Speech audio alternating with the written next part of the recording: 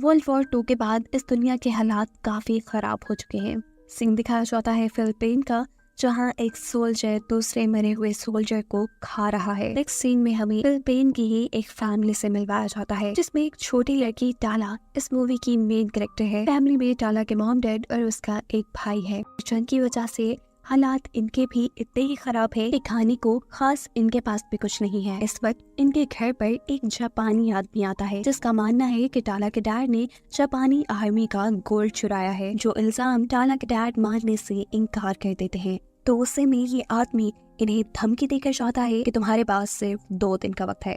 अगर तुमने गोल्ड वापस ना किया या उसके बारे में ना बताया तो मैं तुम्हारा बहुत बुरा हश्र करूंगा। वो आदमी तो धमकी देकर जा चुका था, पर टाला के डैड उसी को मारने की प्लानिंग में लग गए थे, क्योंकि वो अपनी फैमिली को बचाना चाहते थे। इस आदमी को मारने की अपने डैड की प्लानिंग टाला भी सुन लेती है, जिसको रिलैक्स करने के लिए उसके डैड कहते हैं, परेशान मत होना, मैं जंगल के रास्ते से जा रहा हूँ, किसी को मेरा पता नहीं चलेगा और मैं जल्दी ही वापस आ जाऊंगा। और इस सब के बाद काफी दिन गुजर जाते हैं। टाला के डैड अभी तक वापस लौट कर नहीं आए थे। टाला की मॉम की भी तबीयत अचानक बहुत ज्यादा बिगड़ जाती है। उनकी मेड उन्हें उठाकर उनके रूम में बेड पर लेटाती है और इस सब की परेशानी में टाला के मुंह से ये निकल जाता है कि शायद डैड मर गए होंगे। जो सुनकर उसकी बीमार मॉम उसे बहुत डांटती है और टाला बेचारी उदास होकर अपने रूम में आ जाती है और आखिर वो ये फैसला करते हुए उठ जाती है कि वो अपने डैड को खुद जंगल में ढूंढने जाएगी, जिस काम में उसका भाई भी उसका साथ देने का फैसला करता है।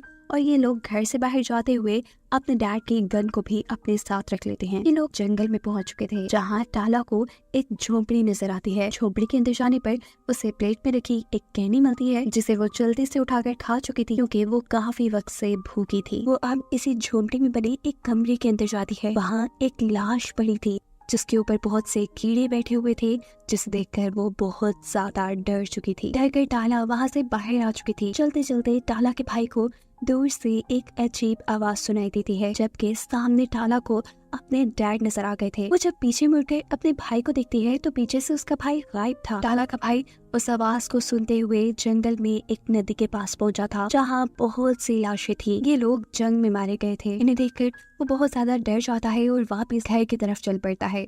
और जंगल में टाला अपने भाई को ढूंढते ढूंढते एक चर्च के अंदर आई थी, जहाँ टाला के सामने आती है एक फेरी। वो टाला से कहती है कि तुम्हारा दिल बहुत साफ है, इसी वजह से तुम इस चर्च में आ पाई हो। साथ ही वो टाला को टाला के भाई और डैड के बारे में बताती है कि तुम्हारा भाई घर जा चुका है और तुम्हारे डैड भी अभी तक सही सलामत हैं। जिसके बाद वो टाला से उसकी एक ख्वाहिश पूछती है ताकि वो उसे पूरा कर सके, पर टाला डर कर उसे कोई भी जवाब दिए बगैर अपने घर वापस आ चुकी थी। घर आने पर टाला को टाला की मॉम से बगैर पूछे घर से बाहर जाने की वजह से डांट भी पड़ी थी। वो यहाँ अपनी मॉम को बताती है कि मैं डैड को नहीं ढूंढ पाई और उदास अपने रूम में वापस आ जाती है। उससे मिलती है दोबारा वही फेरी जो उसे जंगल में मिली थी।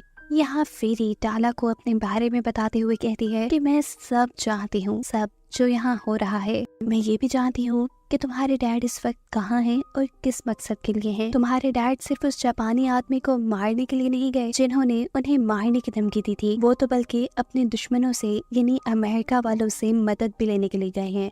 तुम्हारे डैड एक गद्दार है। मैं ये भी जानती हूँ कि तुम्हारी मॉम भी बीमार है, अगर तुम चाहो तो मैं उन्हें ठीक कर सकती हूँ।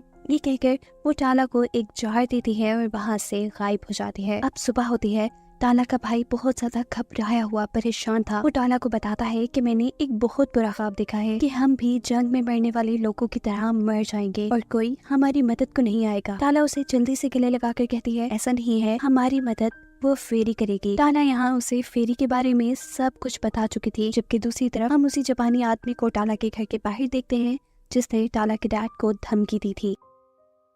यही घर के अंदर टाला की मॉम की तबीयत अब इतनी खराब थी कि टाला को लग रहा था कि बस अभी वो मर जाएंगी। कुछ भी ना समझ आने पर वो फेरी की बात मानते हुए उसका दिया हुआ बग अपनी मॉम के ऊपर छोड़ देती है। दिखाया जाता है कि वो बग इस औरत के मुंह में चला जाता है, जिससे अचानक उसकी आंख खुल जाती है। वो इस वक्त पर जोर जोर से खांसती है। उसकी हालत काफी खराब हो गई थी, लेकिन सुबह होने पर दिखाया जाता है कि वो बिल्कुल नॉर्मल हो गई है, ऐसे जैसे वो कभी बीमार ही ना हो। ये देखकर उसके दोनों बच्चे बहुत खुश थे और अब टाला भी अपनी मॉम को फाइनली फेरी के बारे में सब बता देते हैं। सुनने में ये सब उनके लिए काफी अजीब था, लेकिन जो भी था अच्छा ही था। रात होने पर दोबारा टाला की मॉम की तबीयत बिगड़ चुकी थी। उसकी कमर पर कोई चीज उभरी हुई थी, ऐसे जैसे उस फेरी का दिया हुआ बग ही टाला की मॉम की स्किन के अंदर था। सुबह होने पर टाला का भाई देखता है कि उसकी मॉम बहुत ही अजीब तरीके से अपने ही हाथ को काट के खा रही है। ये सब देखकर वो डर जाता है। टाला की मेड उसकी मॉम को उठाकर उसके कमरे में लिटा देती है। तभी अचानक टाला की मॉम को अजीब दौरा पड़ता है।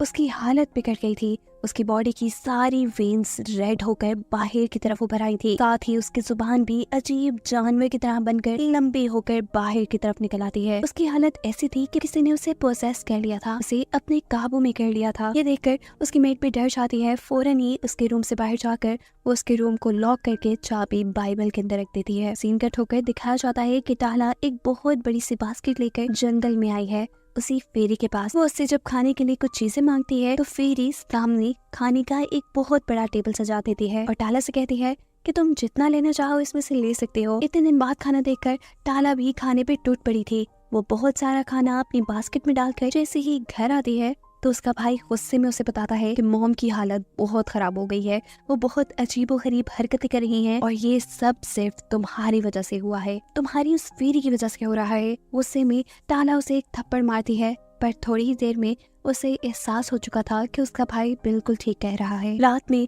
अचानक ही टाला के कमरे का दरवाजा खुलता है। उसे बाहर किसी के होने की आवाज आ रही थी। वो जब चेक करने बाहर जाती है तो वहाँ उसकी मॉम थी जिसकी आंखें बिल्कुल काली थी और अचानक वो वहाँ से गायब भी हो गई थी। टाला अपनी मॉम को ढूंढने के लिए आगे जाती है।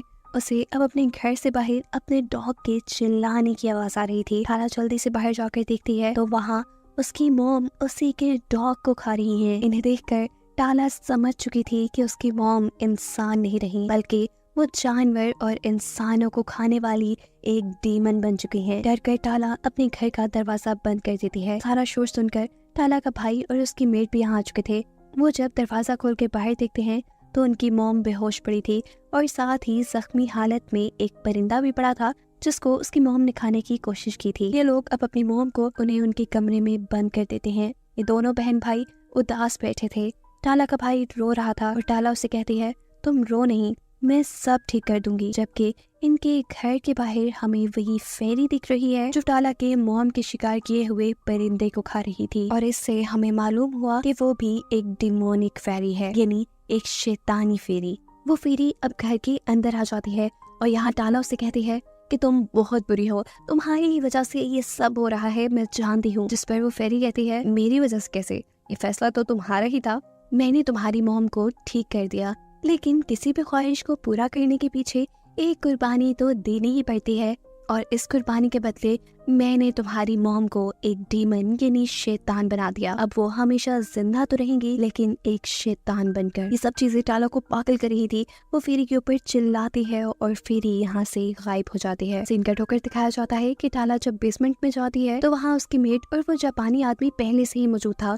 ये लोग यहाँ गोल्ड ढूंढ रहे थे। टाला को देखते ही ये जापानी आदमी टाला को भी पकड़ लेता है और उससे भी गोल्ड के बारे में पूछता है, पर टाला को कुछ मालूम नहीं था। अपनी बहन को बचाने के लिए यहाँ टाला का भाई अपने डैड की पिस्टल लेके आता है। उसने पिस्टल को जापानी आदमी की तरफ ताना हुआ था। इससे पहले कि वो पिस्टल चला पाता वो जापानी आदमी टाला के भाई को ही शूट कर देता है। उसके भाई का बहुत खून बह रहा था और ये देखकर टाला बहुत गुस्से में आ चुकी थी। वो अब अपने मॉम के रूम की चाबी इस जापानी आदमी को देते हुए कहती है कि जाओ, गोल्ड उस रूम में है, जाकर ले लो। टाला ये बात जानती थी कि उसकी मॉम अब एक डीमन बन चुकी है और ये आदमी जैसे ही उनके रूम में जाएगा टाला की मॉम इसे काट खाएंगी।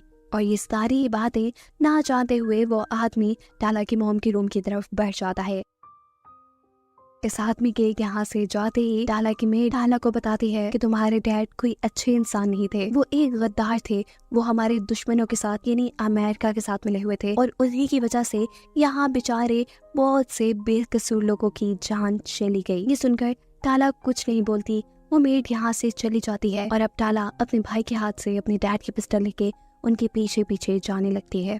अभी वो रास्ते में ही थी कि उसे उस जापानी आदमी के चीखने की आवाजें आने लगी थी। वो कमरे से दूर खड़ी होकर शूट करती है और गोली जापानी आदमी को लगने के बजाय मेड को लग जाती है, जिसे देखकर टाला काफी दुखी भी होती है क्योंकि वो मेड से काफी अटैच थी। खैर अब वो अंदर कमरे में जाती है। कमरे में कोई नहीं था। वो बाथरूम में जाती है तो बाथरूम पूरा खून से लथपथ था और उसकी मॉम किसी जंगली की तरह जापानी आदमी की बॉडी को चीर फाड़ कर खा रही थी।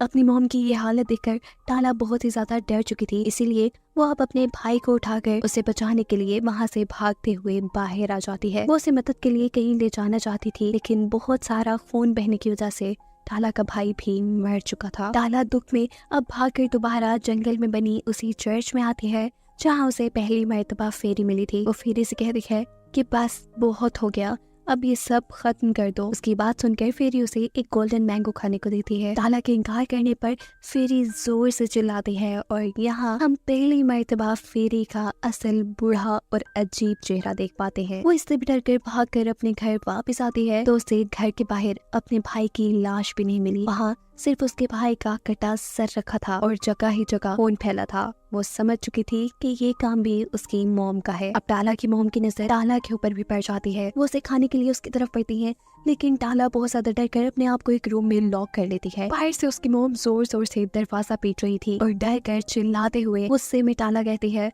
बस बहुत हो गया, अब ये सब बंद कर दें। उसके ये कहते ही अचानक हर जगह खामोशी हो जाती है और इस खामोशी का मतलब चेक करने के लिए टाला अब अपने कमरे का दरवाजा खोलती है। उसकी मॉम सामने गिरी हुई थी और उनकी कमर की स्किन के अंदर से वो बग निकल कर भी उड़ चुका था। जंगल में दिखाया जाता है कि फेरी इन सारी चीजों से हंस रही है। यहाँ टाला की मॉम अपने दोनों बच्चों का नाम लेते हुए मर जाती है और इस सब के बाद दोबारा फेरी टाला के घर पर टाला के पास आती है और उसे गोल्डन मैंगो देते हुए कहती है कि अगर तुम इसे खा लोगी तो तुम्हारे सारे दुख, तुम्हारी सारी मुश्किलें खत्म हो जाएंगी। टाला को कुछ समझ नहीं आ रहा था। वो उससे वो मैंगो ले लेती है और फेरी वहाँ से गायब हो जाती है। जिसके बाद दिखाया जाता है कि टाला के डैड भी अपने साथी के साथ घर वापस आ चुके हैं। घर आने पर उन्हें अपनी वाइफ और बेटा मरे हुए मिले थे, जिस चीज ने उन्हें भी अंदर से खत्म कर दिया था। जिस वक्त वो जोर जोर से रो रहा था तभी उसका साथी उसकी खुफिया जगह से जापानी आर्मी का सारा गोल्ड बाहर निकाल लेता है और फिर एक गन निकालकर टाला के डैड के पास जाकर उन्हें शूट करके खत्म कर देता है। यानी टाला के डैड के अपने ही साथी ने उन्हें धोखा दे दिया था